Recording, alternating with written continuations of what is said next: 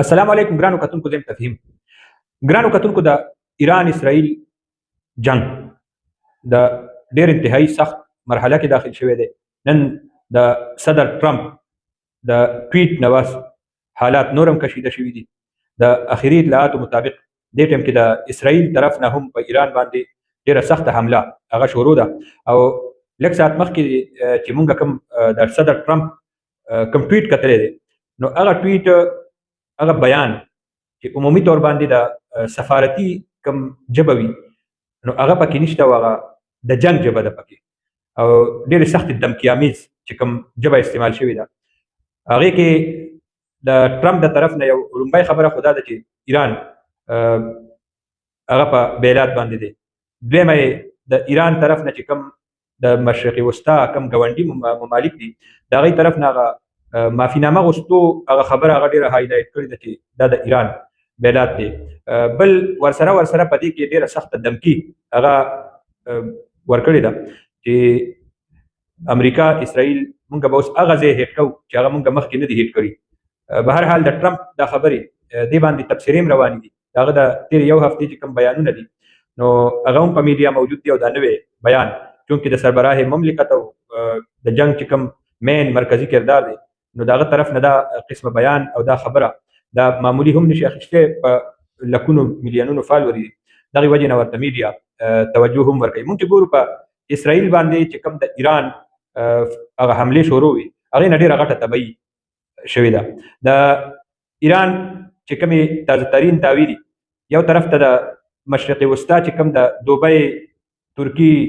یوکرین ورسره چې کوم د بحرین او قطر سعودي عرب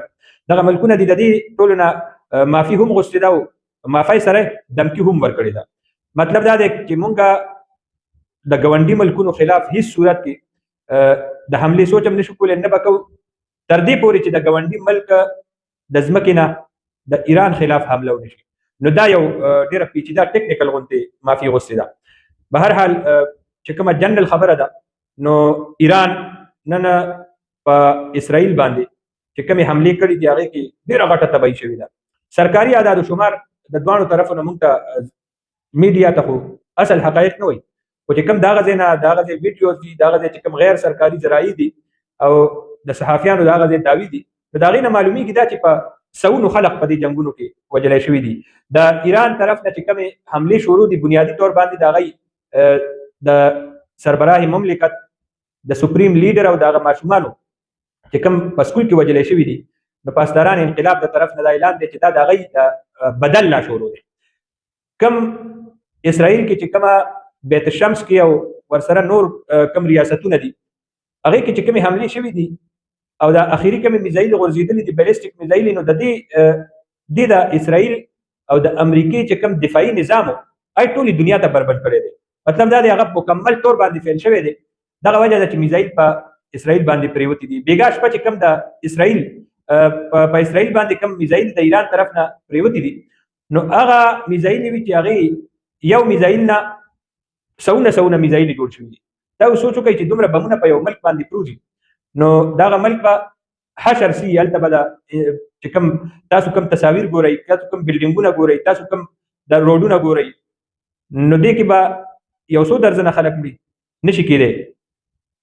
فاینل خبره دا ده چې په دې کې سوونه خلک هغه مړه شوي دي په سوونو فوجیان هغه مړه شوي دي او د ټولو نه غټه خبره دا ده چې د بلیونونو چې کوم د ملکونو د ټولو نه غټې اساسي وي جنګي که هغه ایرپورټونه دي که هغه دفاعي سیستم دی که هغه ډرون سیستم دی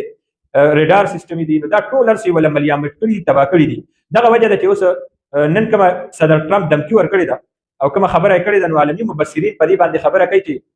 د هغوی د امریکې اسرائیل د طرف نه کوم پلانینګ کېږي او کوم دا دې ټایم کې چې کومه حمله شروع ده او نن کوم د اسرائیل د طرف نه اتیا جهازونه راغلي دي او دی حمله کړې ده نو دا دغه غټې تباهۍ نه پس چې د هغوی زړه کې هم یو انتقام شته. خو به هر حال د ډېر لرې نه دا خلک راځي او دلته حمله کوي ورسره بارډر نشته. د هغوی توقع دا ده چې دوبۍ قطر امارات بیا ایران سره لګېدلي چې کوم کرد قبایل دي چې دا راپاسي او دا موږ دپاره جنګ وکړي. خو د موجوده جنګ کې چې کوم حالت کوم کار امریکې سعودي عرب سره وکړو قطر سره وکړو دوبۍ سره وکړو او په منځ یې پرېښول هغه دفاعي سیستمونو هم کارونه کو، وسلې هم کارونه کو، میزایلو هم کارونه کو. نو دغه وجه نه کورد قبایل هغه هم یریدلی دي چې مونږ به دای سره په جنگ واچي او په عین موقع به مونږ پریدي، مونږ ته به د وسلې ضرورت یو د دې وسله به بیا نه راسي، دی به امریکې نه مال وسله څنګه را راسي او دی به مال پیسې څنګه را راسي، نو هغه مینځ ته نه راځي، نشي کېدی. په هر حال جنگ ډېر خطرناک موړ کې داخل شوی دی او چې څومره په دې باندې وخت تېرېږي ورځې تېرېږي نو یوه ورځ د بلې نه ډېره خطرناکه وي. مونږ وکتل چې د ایران د طرف نه مخکې په دې ګاونډي ملکونو باندې کومې حملې وشوې ډېر په نمبروار طریقې سره چې کومه د امریکې او د اسرائیل د ټولو نه غټه ټکنالوژي او د 40 کالو نه که مونږ ګورو د عراق جنګ نه چې راوالې نو د دې 40 کاله پوره کېږي. نو د 40 کالو نه چې کومه تیاري امریکې د دې ایران دپاره کړې وه د هغې تیارۍ په بنیاد باندې په دې سمندر کې دوبۍ کې، قطر کې، بحرین کې، عراق کې او سعودي عرب کې ګیر چاپیره دا یو حصار یې جوړ کړی او یو دنیا یې جوړه کړې وه چې د دې ځای نه به مونږ اسرائیل سره ایران سره جنګ کوو. نو هغه جنګ او هغه ټوله خواري هغه ټایمه بس لاړه چې کله د بلیونونو ډالرو چې کوم ډیفنس سیستم او ریډار سیستم هغه تباه شو او بیا د هغې نه غټه خبره دا ده چې په دغه ملکونو باندې میزایل حملې وشوې، ډرون حملې وشوې، د هغې ناکامولو دپاره امریکې هېڅ کردار ادا نه کړو او دغه هغه نمبروار سلسله وه. ایران ولا اول دغه حصارونه دغه دیوالونه وویشتل او ګیر چاپیره د امریکې چې په چا باندې ملاتړ او کم د هغې دپاره د قدم ایښودو هغه ځمکې وي نو هغه یې وله مخکې وویشتې او هغه خلک یې ویرولو، د هغې نه پس اسرائیل ته مخه شوې ده او اسرائیل تل ابیب او بیت الشمس او مقبوضه چې کوم یروشلم دی مقبوضه بیت المقدس چې ورته وایي د هغې ټولې علاقې هغې باندې خیبر او چې کوم فتاح میزایل دی او د هغې چې کوم هغه اخري بیلسټیک میزایل دي هایپرسونیک میزایل دی پې ور وشغولې او دی پې وغورځولې. نو د هغې نه پس د اسرائیل خلک دا وایي، مبصرین دا وایي چې اسرائیل دوباره سر راوچتولو کې به ډېر وخت لګي. اوس لوبه اخري ډو اور ډای ته تللې ده د دواړو طرفو نه چې کوم ما مخکې ویلي دي چې چونکې دا یو نظریاتي او مذهبي جنګ دی نو دواړو طرفو نه مارو اور مرجاو والا پالیسي، مطلب اخري حد پورې تلل دي او ځان نه اخري حد پورې خودکش جوړول دي او په هیڅ قیمت باندې دشمن نه پرېښول دي. دا چې موږ ته تر اوسه پورې کوم سلسله کومه مرحله کوم جنګ ښکاري نو د هغې خو دغه نتایج راوځي چې خدای دې نه کړي اخري کې په دې کې نورې ډېرې درنې وسلې استعمالېدی شي او کوم دا نوي نوي جهازونه منځ ته راځي. نو مبصرین دا هم وایي که د نړۍ ملکونو په دې کې قدم کې نه خو د جنګبندۍ دپاره کردار ادا نه کړو نو لرې نه ده چې په دې محدود چې کوم اټمي هتیار دي هغه په دې کې استعمالېږي. مونږ په دې کې ګورو چې کوم د نړۍ ایران سره چې کوم ملکونه ولاړ دي نو ظاهره خبره د هغوی به دا حالت دومره خرابېدو ته هم نه پرېږدي خو دشمن له زیات نه زیات نقصان ورکولو دپاره کوشش به کوي چې دی جنګ وکړي. د اسرائیل او د ایران جنګ په خطه باندې ډېر خراب چې کوم اثرات دي هغه را روان دي د ګرانۍ په صورت کې او بیا د ټولو نه زیات چې کوم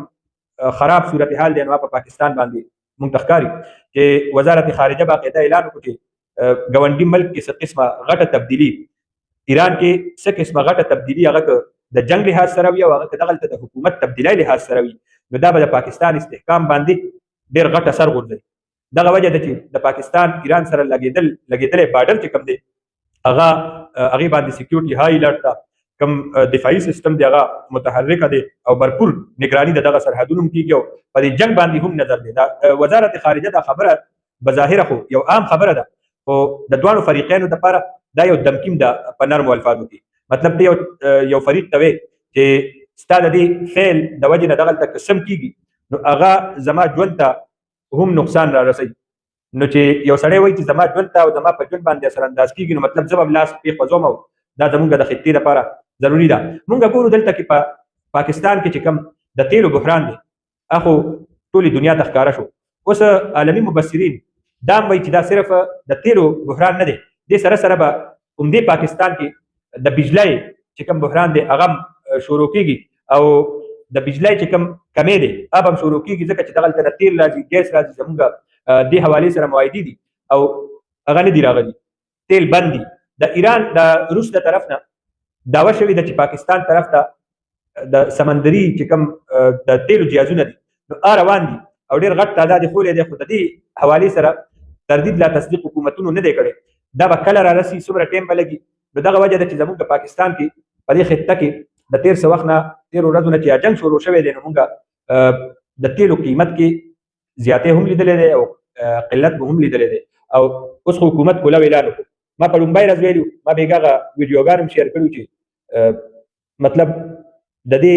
چې کوم اصل قیمت دی د جنګ هغه د خلک ادا کوي. که ستاسو خوښه یو که خوښه دي ستاسو یې جیب نه به د دې جنګ پیسې د IMF په صورت کې وباسي او ډېر زر ده تاسو باندې به مختلف قسمه ټکسونه لګوي چې بجلی خبره شروع شوه او د دې نه مخکې د پټرولو کار خو شو د پټرول به نور هم ګرانېږي نو چې بیا ګیس خبره شروع شي نو دا درې شیزونه داسې دي چې د دې په بنیاد باندې به تا نه د هغه چې کومه ټیرف خبره کوي نو هغه صورت کې به موږ د جنګ باندې چې کومه د دې خرچه کېږي او په دې وسلو باندې په دې میزایلونو باندې په دې جهازونو باندې نو هغه به ما او تا نه وصولیږي. دلته په پاکستان کې د تیلو چې کوم بحران دی ټایم شروع دی او د قیمتونو اضافي حوالې سره خبره ده نو په سوشل میډیا باندې ډېر قسم ویډیو هغه هم شیر کېږي. د پاکستان تحریک انصاف حکومت په دې مرکز کې 150 د پټرول رسیدلی نو